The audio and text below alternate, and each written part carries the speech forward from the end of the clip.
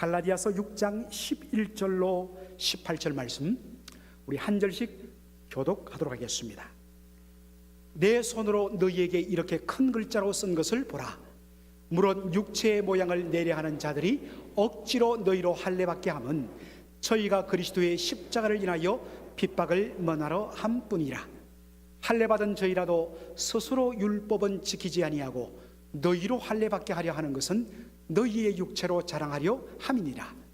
그러나 내게는 우리 주 예수 그리스도의 십자가 외에 결코 자랑할 것이 없으니 그리스도로 말미암아 세상이 나를 대하여 십자가에 못 박히고 내가 또한 세상을 대하여 그러하니라. 할례나 무할례가 아무것도 아니로되 오직 새로 지으심을 받은 자뿐이니라. 무릇 이 규례를 행하는 자에게와 하나님의 이스라엘에게 평강과 긍휼이 있을지어다. 이후로는 누구든지 나를 괴롭게 말라. 내가 내 몸에 예수의 흔적을 가져노라. 형제들아, 우리 주 예수 그리스도의 은혜가 너희 심령에 있을지어다. 아멘.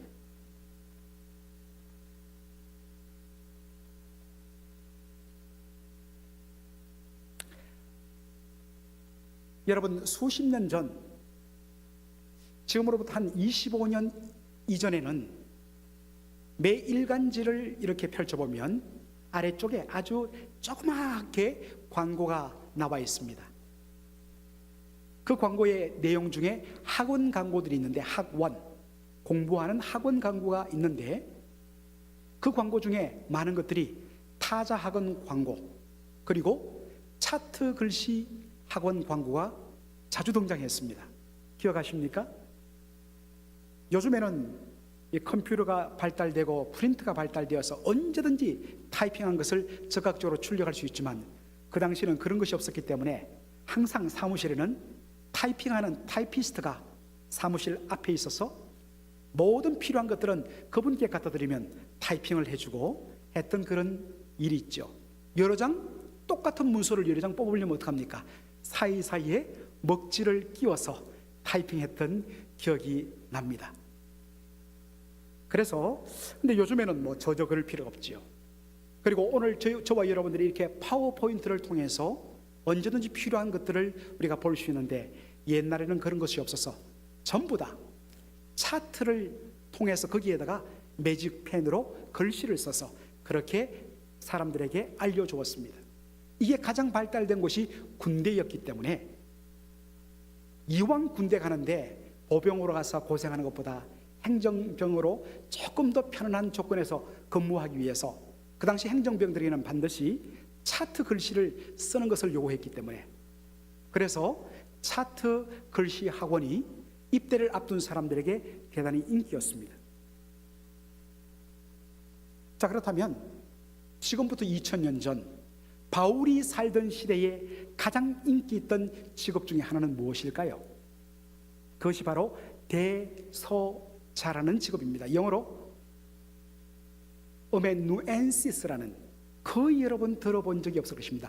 어메누엔시스. 이게 뭐냐면 대신할 대자에 편지 서자, 대신 편지를 써주는 사람입니다. 왜 그랬느냐? 그 당시에는 물론 많은 사람들이 글자를 잘 모르기도 하지만, 그 당시에는 오늘과 같은 이런 종이들이 없었습니다.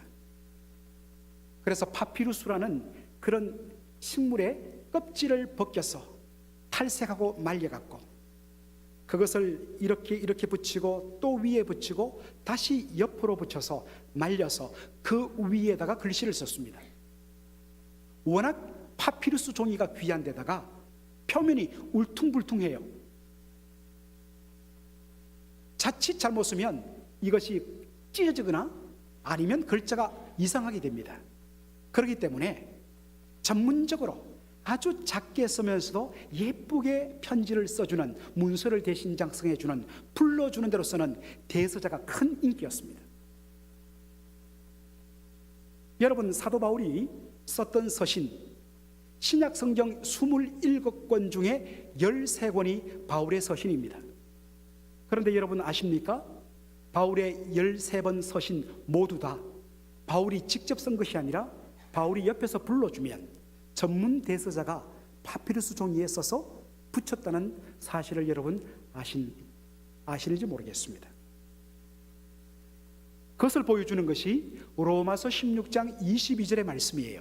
자, 16장 22절 한번 보여주시겠습니까? 이 편지를 대서하는 나 드디어도 주 안에서 너희에게 문안하노라. 사도 바울이 로마 교회 성도들에게 편지를 보내면서 대서자를 통해서 불러주면 그 사람이 써서 로마서를 기록했습니다. 중요한 교리적인 문제를 다 다룬 후에 마지막 16장에 보면 사도 바울이 로마 교회 성도들과 지도자들에게 문안하는 내용들로 기록되어 있습니다.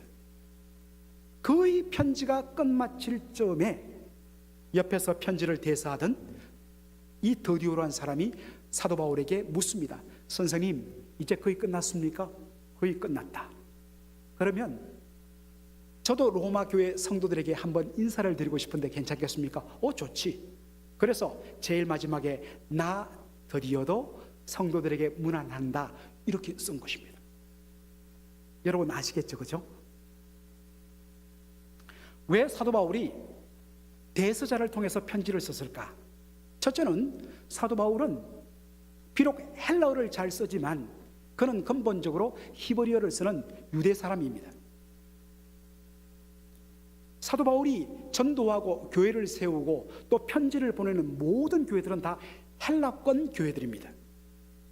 아무리 그가 헬라어를 잘 알지만 그들에게 그들의 정서에 맞는 정확한 의미를 전달하기 위해서는 헬라에 능통한 헬라권 출신의 전문 대서자가 꼭 편지를 써야만 했습니다. 더군다나 사도 바울은 눈이 아주 안 좋았습니다. 그래서 편지를 제대로 쓰기가 너무 어려웠습니다. 그래서 오늘 이 갈라디아서도 사도 바울은 대서자를 통해서 불러주면 그 사람이 편지를 쓰는 방식을 취했습니다. 중요한 문제를 다루고 마지막 부분에 와서 사도 바울이 대서자에게서 펜을 건너받습니다. 그리고는 그 마지막 부분을 사도 바울이 직접 편지를 쓰기 시작합니다. 그것을 알 수 있는 것이 오늘 갈라디아서 6장 11절의 본문입니다. 한번 보시겠습니다. 사도 바울이 합니다. 내 손으로 너희에게 이렇게 큰 글자를 쓴 것을 보라 라고 이야기합니다. 마지막 부분은 사도 바울이 직접 펜을 가지고 자기가 글자를 쓰는데, 이상하게도 사도 바울은 윗부분에는 대사자가 작고 예쁘게 아주 촘촘하게 헬라어로 글씨를 쓰는데, 마지막 부분에 펜을 건너받은 사도 바울이 갑자기 편지를 굵은 글씨로, 그리고 울퉁불퉁하게 투박하게 편지를 쓰기 시작합니다. 그러면서 성도들에게 이야기를 합니다. 내가 지금 큰 글자로 쓴 것을 너희들이 보라.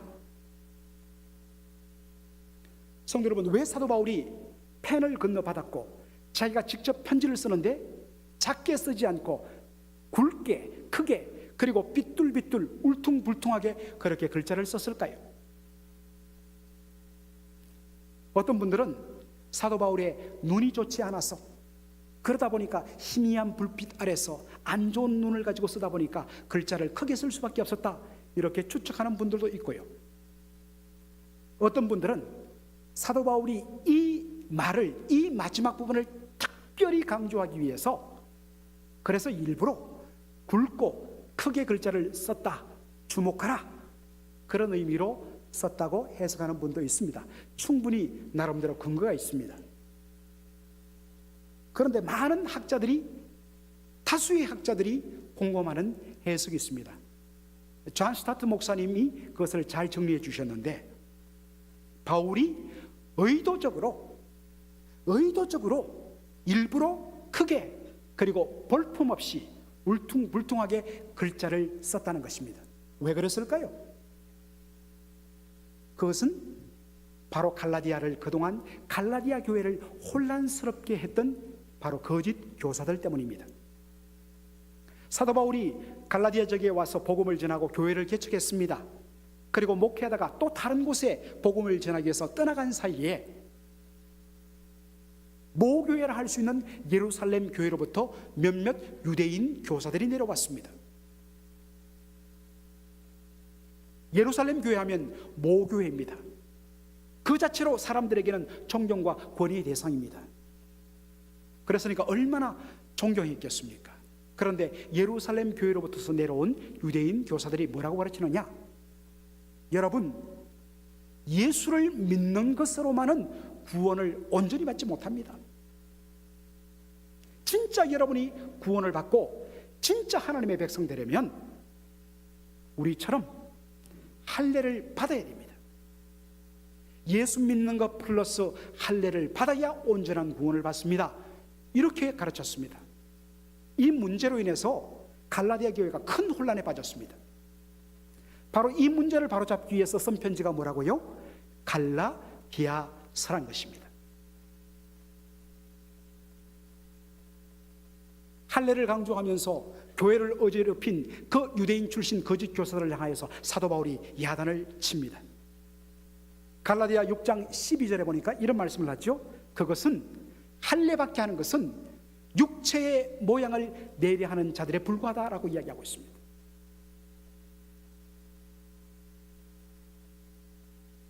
사도 바울이 한 이 말을 좀 더 다르게 표현하면 빌립보서 3장 2절에 손 할례당이란 말을 씁니다.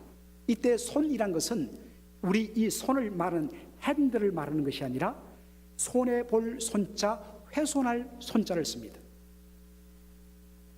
할례 받아야 구원받는다, 할례 받아야 진짜 하나님 백성 된다 하면서 할례를 강조하는 것은 그 할례는 단순히 몸의 껍질을 잘라내 갖고 몸에 칼자국 내는 것밖에는 안 된다. 사도 바울이 그렇게 이야기하는 것입니다. 그래서 육체의 모양을 내는 것이라고 그렇게 일갈합니다. 여러분, 할례는 그 자체로 우리에게 구원을 주지 않습니다. 할례 받았다고 해서 자동적으로 하나님 백성 되는 것 아닙니다. 할례는 무엇입니까? 할례는 이 할례 받는 사람이 하나님의 언약 백성이 되었다는 것을 외적으로 드러내는 고백입니다. 만일에 할례 받은 사람이 하나님의 백성의 이름과 신분에 합당하게 살지 못한다, 그러면 할례는 아무 의미가 없는 것입니다. 문자 그대로 그냥 살가죽을 잘라낸 것에 불과합니다. 그런 의미에서 구약 성경부터 끊임없이 하나님이 선지자를 통해서 말씀하신 것이 무엇입니까? 너희는 너희 육신의 가죽을 베지 말고 너희 마음의 가죽을 베라라고 말씀하는 것이죠. 세례도 마찬가지예요. 우리가 지난 주일날 종교개혁을 우리가 함께 생각하며 기념했습니다만, 로마 가톨릭 교회는 세례로 구원이 임한다고 가르쳐요. 세례를 받아야 중생한다고 가르쳐요. 그러나 저희들은 그렇게 가르치지 않습니다. 성경이 그렇게 가르치지 않습니다. 세례는 누가 받는 것입니까? 성령의 은혜로 거듭나 예수 그리스도를 주라 고백하고 그의 십자가 보혈만이 온전히 내 죄를 깨끗하게 씻음받다고 믿음으로 고백하며 구원받은 사람이 이제 나의 옛사람은 죽고 그리스도와 함께 새 생명 가운데 살며 거하겠다는 의미로서, 고백으로서 받는 것이 뭐냐? 세례란 것입니다.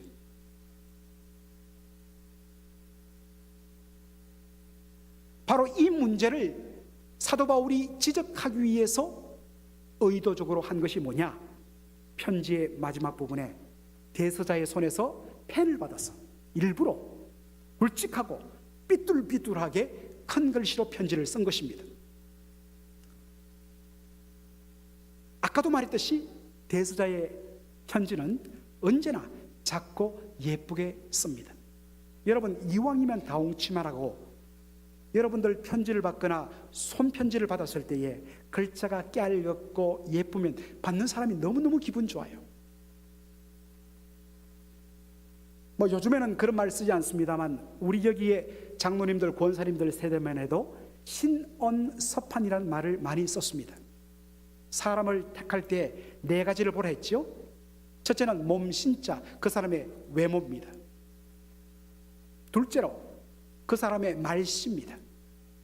얼굴은 멀쩡한데 입만 열면 상스럽고 속된 말을 하는, 그러면 안 되는 겁니다.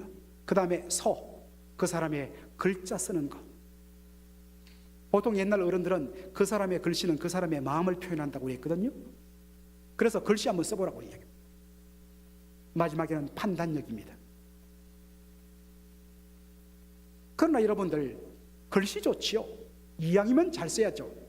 그러나 우리가 놓쳐서는 안 될 사실은 무엇입니까? 글씨는 뭐냐 하는 것입니다. 글씨는 우리의 마음속에 있는 생각을 바깥으로 전달하는 수단이지 목적이 아니라는 것입니다. 아무리 글씨가 예쁘고 아름다운 글씨체로 가득한 편지라도 그 속에 내용이 들어있지 않으면 그것은 편지로서 의미가 없는 것입니다. 어떤 경우에는 조금 글씨를 예쁘게 쓰지 못하더라도 그 속에 정말 기가 막힌 내용이, 기가 막힌 생각이, 기가 막힌 주장이 담겨 있으면 우리를 감동시키십니다. 사도 바울이 이야기합니다. 내가 지금 삐뚤삐뚤 굵직굵직 이런 글씨를 썼다고 너희들이 왜 이랬어? 하고 무시하면 되겠느냐? 아니란 것입니다. 외모만 보고 판단하지 말라는 것입니다. 할례를 받아야 구원받는다고 주장하는 거짓 교사들에 대해서 사도 바울이 뭐라고 이야기합니까? 갈라디아 6장 13절 한번 보겠습니다. 이것은 너희의 육체로 자랑하려 함이니라. 나 할례 받았어. 나 할례 받았기 때문에 나는 이제 구원받을 수 있고 하나님 백성이 될 수 있어. 이것은 육체의 자랑이란 것입니다. 사도 바울이 이야기합니다. 육체의 자랑이라고? 육체의 자랑이라면 미안하지만 내가 좀 죄송하지만 자랑하기를 원한다. 그 내용이 빌립보서 3장 5절로 6절에 나옵니다. 내가 8일 만에 할례를 받고 이스라엘의 족속이요 베냐민 지파니요 혈통적으로 100% 아브라함의 자손이란 것입니다. 그 다음에 히브리인 중에 히브리인이요, 이 표현 굉장히 중요합니다. 분명 사도 바울은 히브리인이에요. 그런데 왜 히브리인 중에 히브리인이라 했을까?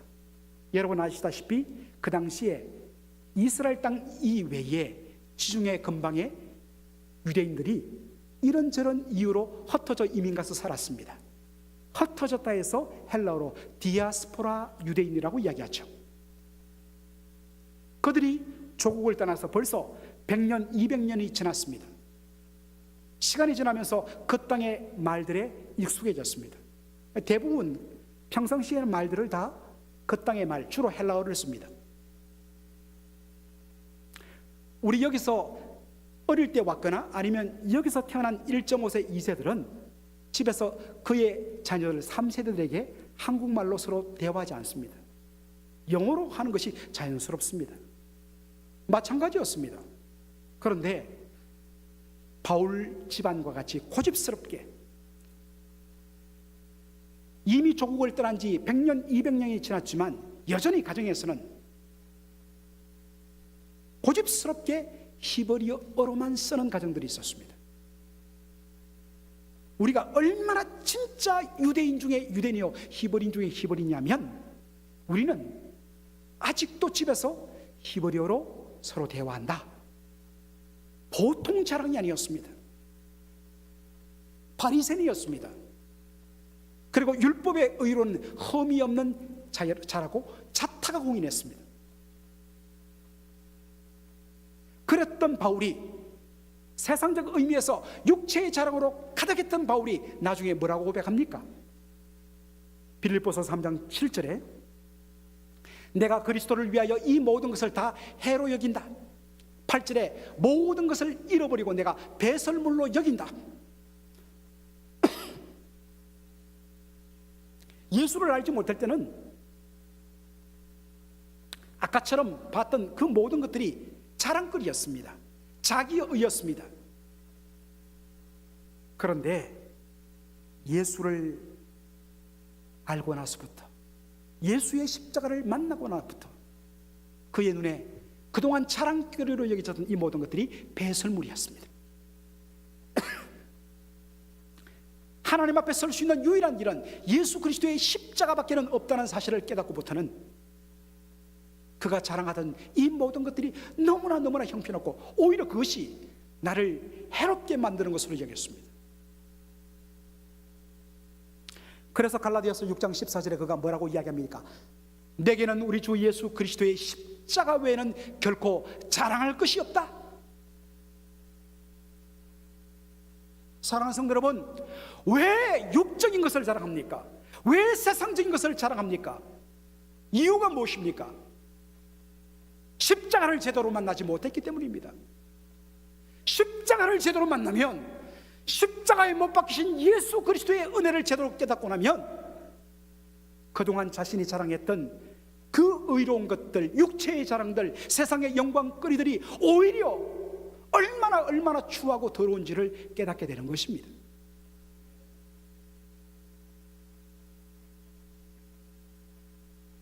진짜 십자가의 은혜를 깨닫고 나면 그 순간에 예수 믿기 전에 자기가 자랑하며 자기가 내세웠던 그 모든 것들이 얼마나 부끄러운지를 알게 되는 것입니다. 사랑하는 성도 여러분, 자기 의와 세상의 영광을 자랑하면 자랑할수록 아십니까? 그 순간에 십자가에서 너무나 멀어지는 자신을 발견하게 되는 것을. 십자가의 은혜만을 생각하고 십자가의 놀라운 사랑을 우리가 고백하게 될 때 내 안에 하나님의 은혜가 충만하게 되고, 그리고 그 은혜 앞에서 온전히 겸손하게 되는 것입니다. 찬송가 410장, 우리가 너무 좋아하는 찬송 아닙니까? 1절에 하나님의 은혜로 이 쓸데없는 자. 옛날에는 자기가 뭔가 가치가 있고 뭔가 내세울 것이 많다고 생각했는데, 정말 하나님의 은혜를 십자가를 통하여 발견하니까 내가 얼마나 쓸데없는 자였고, 얼마나 내가 구원받을 자격이 없는 자를 알았다는 것입니다. 그런데 그 자격 없는 나를 위하여, 무가치한 나를 위하여 하나님께서 존귀한 아들 예수 그리스도를 보내어주시고 그의 십자가를 통해서 나를 피로 값주고 사셨다. 왜 나 같은 죄인을 구속해 주는지 난 알 수가 없다. 우리 이 찬양 한번 부르도록 하겠습니다. 하나님의 은혜로 이 쓸데없는 자 왜 구속하여 주는지 난 알 수 없도다. 아멘. 사랑하는 성도 여러분, 여러분의 자랑은 무엇입니까? 오직 십자가로만 만족하십니까? 아니면 십자가에다 플러스 알파 그 무엇이 있어야 된다고 생각하십니까?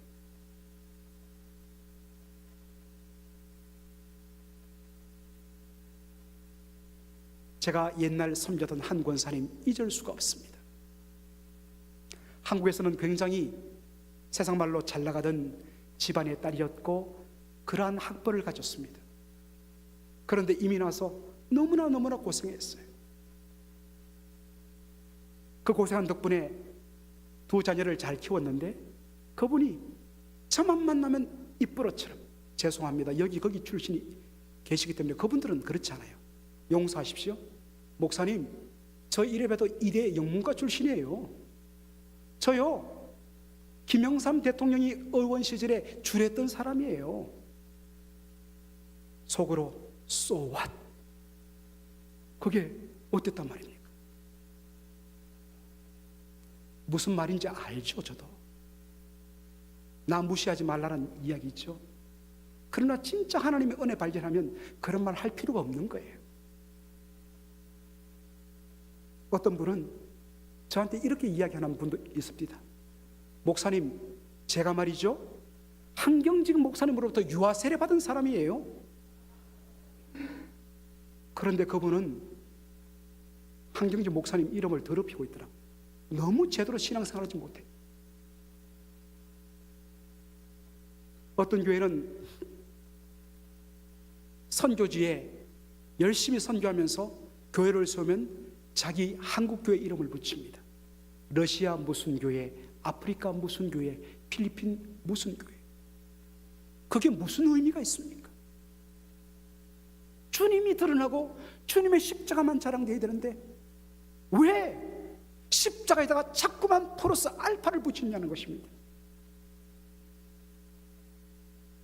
사랑하는 성도 여러분, 다 사라질 것에 여러분 주목하지 마십시오. 여러분께 이제는 질문합니다. 여러분은 오직 십자가만으로 충분한 삶을 살고 계십니까?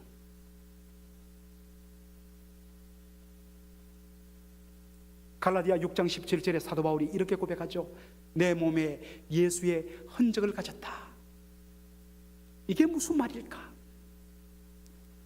여러분들 평화의 기도 지은 아시시의 성인 프란치스코를 여러분 아실 것입니다. 이분은 예수님을 만나고부터 온전히 예수님 말씀 그대로 살고자 애썼습니다. 그는 아버지로부터 어마어마한 재산을 물려받았어요. 아버지가 이탈리아에서 무역을 해갖고 이탈리아 최고의 재벌 중에 한 사람이었는데, 그가 예수님의 말씀을 온전히 받아들이기 위해서 내가 가진 모든 재산을 다 팔아 가난한 자들에게 주라, 그리고 나를 따르라, 이 말씀을 그대로 지키기 위해서 그 많던 재산을 다 가난한 사람들에게 나눠주고 외투 한 벌에 샌들 하나만 신고 평생을 수도자로 살았습니다. 어떻게 하면 좀 더 예수님을 닮을까 고민하다가 마지막에 그가 한 기도가, 예수님, 제 몸에 예수님의 흔적을 나타나게 해 주십시오. 예수님의 십자가에서 못 박혔던 그 못자국이, 그 흔적을 제가 담고 가지기 원합니다. 기도했다는 거예요. 그런데 이게 전설이 아니고 실질적으로 그 사람의 손에 예수님의 못자국이 나더란 것입니다. 역사를 보면 이 가톨릭 쪽에서는 그런 예수님의 가시 박힌 못자국 머리에 나게 하여 주옵소서, 가시면류관, 정말 피가 흐르면서 그런 것들이 나타났다는 기록들이 있습니다. 그런데 여러분, 많은 경우에 십자가에 달리신 예수 그리스도가 드러나고 예수께 주목이 가는 것이 아니라 예수의 흔적을 사모했던 그 사람이 부각되더란 것입니다. 여기에 흔적이란 말 영어로 스티그마죠. 이건 헬라어 그대로입니다. 헬라도 스티그마입니다. 그런데 여러분, 여기 써있던 이 흔적이란 말은 바로 주인이 자신의 종에게 너는 내 것이다, 나의 소유라는 것을 밝히기 위해서 주인의 이니셜이 새겨진 그 불대정으로 그 사람 온몸에 콱 찍는 낙인을 뜻하는 말이에요.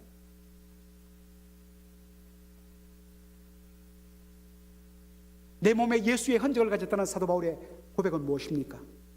나는 예수님의 종이고 예수님의 소유란 것, 그것이 어떻게 확인되느냐? 주님을 따라 살다가 내가 고난당하고 핍박당한 것을 통해서 내가 예수의 흔적을 가졌다는 것을 증명한다는 것입니다. 그런데 사람들이 칭찬해요. 정말 놀랍습니다, 정말 위대하십니다. 그럴 때마다 바울은 이야기합니다. 저는 무익한 종입니다. 저는 해야 할 일을 했을 뿐입니다. 왜요? 저는 예수의 낙인이 찍힌 예수의 종이기 때문입니다. 저를 주목하지 마시고 저의 주인 되신 예수 그리스도, 그분만 바라보시기 바랍니다. 이게 진짜 예수님을 자랑하는 겁니다. 또 하나의 예수의 흔적이 있습니다. 우리가 예수의 종이란 것을 어떻게 알 수 있습니까? 우리의 몸에, 얼굴에 예수의 도장이 찍히지 않습니다. 어떻게? 내가 예수의 종이며 예수의 소유됐다는 것을 어떻게 우리가 드러내며 자랑할 수 있을까요? 바로 내 삶 속에서 나의 주인 되신 그분의 모습이, 그분의 형상이, 그분의 인격과 성품이 내 삶을 통하여 드러날 때에 사람들이 우리를 보며 우리의 영혼에 박힌 예수의 흔적을 보며 예수께 주목하게 될 것입니다.